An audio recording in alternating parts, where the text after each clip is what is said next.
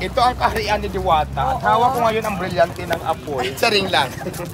Siya po ang mayor dito sa... Hindi. dito sa Parisan na ito. Sa Parisan na ito, ayan. Dito na lang tayo. Actually, inanda ko na dito yung... Pinaka popular ngayon na Parisan, hindi lang po dito sa Pasig. Kung hindi, siguro sa buong Pilipinas, hindi may kakilala kay Diwata at yung kanyang makabagbang damdaming pares. Okay, so, ano namang pares? Bibigyan din kita mamaya ng pares ng tsinelas. Pwede rin. O, diba? Mga pares ng tsinelas, ito bigay mo sa mga bata. Oo, sige. Okay, so ngayon, ito ngayon, ito lang naman yung tinda ko. Ito lang naman yung pinagmamalaki kong Sikin Joy at saka yung Paris Overload ko na lechon kawali at saka sitsarang bulaklak. So, pero meron din naman tayong barbecue, may Sikin Inasal. Pero, siyempre mag-isa ka lang naman. Kaya ito lang muna yung papatikim ko sa'yo. Baka di mo naman makain lahat. O, hindi pa ako nag-aalmusal, so kayang-kaya ko yan. Teka muna, bakit pares? Paris kasi... Naisip mo, bakit pares? Ano, kasi di ba... Lugaw, hindi ano. Ito kasi, bago ko nag-start, nakita ko kasi talaga in demand yung negosyo Paris dati sa mga kalsada. Hindi ba kalsada naman ako galing. So, kaya ito yung naisip ko, i-business. Kasi parang mas madali kapag Paris yung kininta mo. Maras maraming bibili at saka pagkain siya. Okay. So, kung galing ka sa ilalim ng tulay at walang-wala ka, paano ka namuhunan? Ayan, ito na nga, nag-start tayo, hindi muna Paris. Nag-start tayo ng 5,000 pesos na ito kung saan, sahod ko ito nung construction worker ako. Nag-construction ka? Yes, construction worker ako dati. So ngayon, kaya ako nawala sa pag-construction kasi di ba nag-pandemic, bawal lahat ng mga trabaho. So may naipon akong 5,000 pesos na sweldo ko. Ayan yung pinuhunan ko ng sigarilyo, soft drinks, na muna yung mga tinda ko dati. Ganyan, tapos yun nga, medyo maging maganda naman at saka naging masinop ako yung kitaan doon. So hanggang sa nag-ipon na nag-ipon. Tapos may friend din ako na wala ng trabaho kasi dahil sa pandemic, ano naman siya, tigaluto. So dito ko na-adapt yung pagluluto ko sa kanya, tinuruan niya ako. Ayun, so, kaya naging Paris na siya ngayon. Pero, may mga sigarilyo soft drinks pa rin naman ako nandun doon. May Diwata Mini Mart ako. Hindi ko rin nawala yan siyempre kasi diyan ako nag-start. Diwata Mini Mart? Ayun sa kapila. Oo. Ano lang yan? Ang kasunod na niyan, Diwata Mall. Diba? Hindi yung Mini Mart ko sa lamisa lang nakalagay. Bakit? Libre Tinawag lang ko lang naman siya na mangarap. Mini Mart para mas maganda pakinggan. Ako dahil, libre lang ang mangarap. Mangarap ka na ng malaki. Correct. Wala namang bayad mangarap kaya gusto mangarap tayo. Diwata Mall. Pero kailangan talaga pag nangarap tayo, action na natin. Kasi walang imposible pag nangarap tayo with action na makamit yung pangarap natin. Ano yung sikreto? Kasi ang daming mahirap, di ba? Ang daming mahirap, pero ang dami rin tamad. Ang daming mga nakatira sa ilalim ng tulay. Ano yung sikreto para... Kasipagan lang ang sikreto at sa diskarte sa buhay at laban lang sa mga pagsubok sa buhay, huwag kang sumuko. Kasi pag sumuko ka, hindi mo makakanta yung ganitong klaseng di ba? Hindi mo makakanta yung pangarap mo kasi sumuko ka, hindi mo nilaban eh. Mabuti hindi ka napunta sa masamang bisyo. Hindi naman. Oo. Hindi naman, o sinubukan. Nasubukan ko rin pero para hindi pare pagpatuloy pa natin, wala namang magandang may tutulog yan. Totoo, diba? kasi nagninegosyo ka na, wag na, hindi ba? Okay, so, yung regular na pares, hindi ito yun. Hindi. Paano mo naisip na ang rekado mo ay chicharon bulaklak at saka, Lechon kawali. Lechon kawali. So ito na nga, dati kasi beef Paris talaga ako with beef mami. Ganun yung tawag dito sa mga Paris kanto. Kaya lang, sa lugar namin, sa sobrang dami na magpaparis, parang pare-parehas na lang kami ng tinda. Nag-isip ngayon ako ng kakaiba. Naisip ko yung overload. Actually dati yan, may kasama pang tuwalya yan, tapos balat ng baka o baboy ba yun ay mga ganyan. Kaya tinawag ko siyang overload. Ngayon sabi ko sa halagang 100 pesos with only rice, parang lugi ako. Tinanggal ko ngayon yung ibang kasangkapan dyan. Ginawa ko lang dalawang menu para hindi makulugi sa only rice. So, lechon kawali na lang natira at saka sarong bulaklak. So ayan, dyan ako nakilala, yan yung pumatok sa tao. Talaga. So may kita ka naman. Sabi nila, paano pa kaya kumikita itong si Diwata? Napakamura. So, kumikita ka naman. Mayroon naman, bariya-bariya lang. Hindi na ako naghahangad ng malaking kita. Ang importante dito, marami tayong napapakain na busog sila. Marami tayong natutulungan. Ako naman kumita lang ng 500, 300. Matira, okay lang. Basta ma-shoulder ko lahat ng expenses ko. Masuldahan ko yung mga tao ko. Lahat ng mga expenses ko, mabayaran ko. Okay na yun sa akin. Pero may kita naman, kaya lang hindi talaga kalakihan. Pero ang yaman mo na. Paano nangyaring yumaman ka? Hindi ako mayaman. Actually, yung pera ko bigay-bigay lang ng mga mayayaman din. So, wala pa akong yaman, madam. Gumanda lang ako pero hindi pa ako mayaman. Okay, ang mga quotable quotes niya, one-liners. Dating nabubugbog, ngayon dinudumog. Sino naman bumubugbog sa'yo? Kasi di ba nabugbog nga ako dati, yung nag-viral ako sa balita, yung mga time na nasa ilalim pa tayo ng tuloy nakatira. Ayan yung trending ano ko na nabugbog ako. Tapos yun, okay naman. Ano yung peklat mo niya? Nakikita ko ito. Ay, ito, Ano oo. nangyari dyan? Ano tumukha ko ng boyfriend ko dati, kaya lang iniris ko na kasi naghiwalay na kami. Wala na siyang karapatang manatili sa katawan ko. Boyfriend, ano naman sa'yo dyan? Binuhusan ka ba ng asido?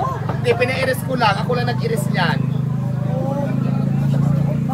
Ganun inukit Pina-iris ko doon sa kilala ko nagtatato. So ganyan yung lumabas. Pero okay naman, hindi naman siya masakit. Yan, so ngayon hindi ka na magpapatato. Hindi na ako magpatato ng mukha ng lalaki ko kasi pag naghiwalay kayo, babakas naman siya pero wala na siyang mukha.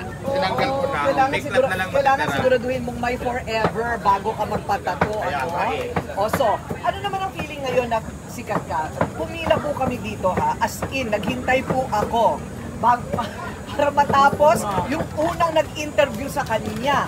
Nahuli pa ako. Ang aga kong nagpilik mata ha, para sa'yo ha. Pasensya ka na ha, kasi Nagme-makeup ako ng alas 6 ng umaga talaga para dito. So ano naman ang feeling na sikat ka na ngayon pagkatapos ng buhay mo dati?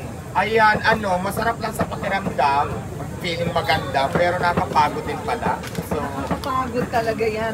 Magsalita ka lang dyan okay lang naman ang feeling ng isang maganda pala. Kasi ngayon lang naman ako gumanda ng ganito. Nakakapagod pero laban lang. Okay. Tapos syempre, di ba, yung mga ibang hindi lang napag-picture kung ano na nakalas sa buhay na pinaglalaban. So, ako naman talaga minsan, busy sa negosyo natin, di ba? Ang hiniling ko lang naman, minsan bigyan niyo ako ng time para makapagtrabaho din, di ba? Kasi hindi naman pwedeng dyan na lang ako nakaharap sa camera ng buong maghapon kasi hindi ko na namamanage yung tindahan, hindi ko na mababayaan. Correct. Uy, thank you ha. Pinakain mo pa ako. Ay, walang anuman, madam. Oo, salamat. Ang sinasabi kasi nila dati talagang madalas, pag hindi daw kilalang tao, hindi ko daw pinapansin. Hindi totoo yan. Sila madam kasi, itong mga to, naka-schedule to. Correct. Diba? Correct. Katulad ng nauna kanina, naka-schedule yun. So ngayon, kung gusto nyo naman ma-entertain ko na katulad kila madam, pa-schedule nga ng araw. Kasi di ba pagdating nyo dito, biglaan na lang tayo, tapos may ginagawa ako. Tama. Pag sinabi kong mamaya na, galit kayo, masama na ugali, nagbago na, wag naman ganun. Pero kung yan ang gusto nyo, ay hindi ko naman kayo magpipigil doon kasi kayo yan. So, nakakarating sa'yo yung mga pambabash sa'yo na gano'n? Actually, yes, kasi napapanood ko naman sila sa social media talaga. So, yun lang. Tapos, paano ka pumapatol ka? Minsan, pero kahapyaw lang. Kasi ang importante kasi sa akin, negosyo ko, hindi naman sila eh. Kasi alam mo ba, pag alam kong hindi naman makakatulong sa akin, hindi ko pinapatulan kasi mas focus ako sa negosyo ko. Kasi dati wala namang ganyan eh. Kasi at the end of the day, ako pa rin naman mag-aangat sa sarili ko, hindi naman din sila eh. Kasi imagine mo, nasa ilalim ako ng tulay, yung mga kahirapan ko, wala naman yung mga yan eh. Natulungan pa ako ng mga yan, hindi naman, para intindihin ko sila ngayon. At saka nagsikap ako ngayon, hindi ako nabuhay sa hingi-hingi, yung mga sinasabi nyo, pag walang dala, hindi kayo entertainin. Nagsikap po ako, tumayo ako sa sarili kong paa para makaangat ng konti sa buhay. Kaya wag nyo sa akin ipamukha na nanghihingi ako sa mga nagbibigay sa akin. Sila lang po yung nagbibigay sa akin, nagpapasalamat din naman ako. Pero sasabihin nyo na parang umaasa ako sa hingi, hindi po totoo yan. Alam nyo po kung gaano ako kasipag. Ano bang pangalan mo? Diwata. Hindi, nakalimutan ko pangalan niya kasi ang sarap ng pares. Makakalimutan mo yung pangalan mo kasi masarap. Salamat, madam. Diwata nga pala, no? Okay, sige. So, yung bumugbog pa sa'yo, dapat tawag mo. Wala na yun kasi actually yung isa nga nandito na sa akin nagtatrabaho pang gabi. Di ba friend ko rin naman yan sila, kasama ko sa ilalim ng tulay. Pero okay na yun, sabi ko, lesson on learn. Lahat ng pagkakamali natin sa buhay, sana matutunan natin. Teka muna, yung isa pang binabash sa'yo na binigyan ka ng kotse, binigyan ka ng milyon, anong balak mong gawin doon? Actually, tinabi ko yung pera para for my future kasi plano ko talaga mag-expand pa ng Diwata Paris. Okay. So lahat ng binigay niya sa akin, actually si Madam Rosmar ang nagbigay niya sa akin. Okay. Tapos yung sasakyan naman na binigay sa akin nung may-ari ng isang kumpanya ng sasakyan, ginagamit ko naman dito sa tindahan ko, pamalingke, service ko. So malaking bagay yun. Kasi Ang ganda ng pamalengke niya. oo, nagagamit ko siya pag namimili ako kasi pick up yun eh, may kargahan sa likod. Malaking bagay yan para sa akin.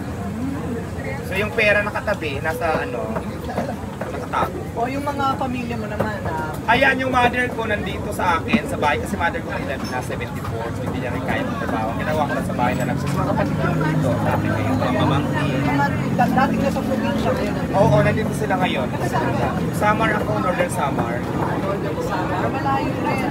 So, nakakatulong kami sa pamilya. Medyo mas maganda na ngayon ang buhay. Yes naman, hindi naman maganda, pero kung hindi kami dati nakakabili ng ulam na halagang 100 pesos, may nakakabili na kami at saka nakakain na kami ng 3 times a day. Kung dati 1 day 1 eat lang kami kumain minsan, so ngayon na kumakain na kami ng tamang oras. So yun lang naman ang pinagkaiba. So, wala kang balak na taasan ng konti ang presyo nito para naman medyo bumilis naman ng asenso? Actually, kung kaya, nag-isipan ko pa nga eh. Pero sa ngayon, kasi mas sinatangkilik nila yung price ko, tapos andiras may price of place. So dyan lang muna. Pero pag dumating sa point talaga na hindi na kaya, bakit hindi natin taasan kahit man lang 5 piso. Pero sa ngayon, okay pa naman. So, gulang muna tayo kasi baka mamaya, pwede naman 5-10 taasan natin. Kasi magbukas na rin ako ng bagong brand sa Quezon City. So this 28, magsusupupuning na ako. Isang pang brand sa Diwata Paris. Quezon City brand. Huwag mo kami nakalimutan ha. Ayaw ko invite kita doon para sikat yung Darating yung Parisan. araw, ako naman ang mangungutang sa'yo. Diba? So ano ang gusto mo ngayon sabihin sa lahat ng kagaya mo na patuloy na nagsusulikan sa buhay? Ayan, sa lahat po na nangangarap na kagaya ko, ituloy-tuloy nyo lang kasi ang swerte sabi ko nga, dumarating na lang yan sa tao. Kung hindi pa para sa'yo ngayon, huwag ka lang sumuko kasi malay mo bukas, sa'yo naman dumating yung swerte. So, pagpatuloy nyo lang kung ano yung mga pangarap nyo, kung anong gusto nyo sa buhay, na wag lang kayo susuko sa laban ng buhay kasi malay nyo bukas, di ba, kayo naman yung swertihin. Ganun lang yan. Pag sumuko kayo, dati sa yung swerte, kaya sumuko kayo. So kung may pangarap kayo, sundin nyo na at tuloy lang ang laban. Kung nadapa kayo, bangon ulit, lalo nyo panggalingan. So yan lang. Yun lang, at kumain na tayo. Sige, kumain na po kayo, madam. Okay, teka muna. O, sino dong nagpapakilig sa'yo ngayon? Siyempre mga lalaki. Sino nga? Sino nga sa kanila? Marami yan. Marami. Ayan, isa pa tong naniligaw sa akin. Ay, lumiligaw talaga. Nako. Bulgar. Okay. Huwag mo silang gagastusan. Kaya nga ayaw ko muna, marami naliligaw ngayon, ayaw ko muna mag-boyfriend kasi nga, baka mamaya pa nag-boyfriend akong dalawang lalaki bukas wala na akong puhunan. Kaya gusto ko magpayaman muna, mag-ipon muna at bago mag-boyfriend kasi feeling ko, pag marami ka ng pera, mas maraming boyfriend. Correct. Kaya ngayon wala muna akong boyfriend, ano lang muna, tikim-tikim lang muna. Doon sa ating kay saya-saya, bilhin natin yung pares niya. Diba? Tapos mamimigay tayo ng, magpapakain tayo sa mga bata ng pares. Pero bibilin natin, kikita ka. Sige ho. Oo, sumama ka sa punto, diba? Sige go. Go tayo dyan. O, okay na to. Mga for teaser lang. Parang teaser ma'am yung mga intriga. Pang cliffhang lang natin. Isang malinis lang na 8. Okay, marami ba yan? 3 lang ma'am. Totoo ba nagbago ka Hindi mo na? kailangan sagutin. Lumaki na daw ang ulo mo. Teka muna. So, sasagutin din niya. Meron na tayong soundbite naman. Okay. O so, Diwata, ngayon nasikat ka na. Ano ba yung usap-usapan na lumaki na daw ang ulo mo at mayabang ka na ngayon? Okay. Hindi ko na daw namamansin kapag walang dalang regalo. Grabe. Grabe. Walang katotohanan, ma'am. Ayun na nga. Wala naman akong dala. Pare, ang dala ko sa kanya pares ng tsinelas. Okay lang yan, ma'am. O wag, oy, walang judging ha, don't judge me kasi kinakain ko. Okay na. Mabilis lang kami. Asan yung isa ba?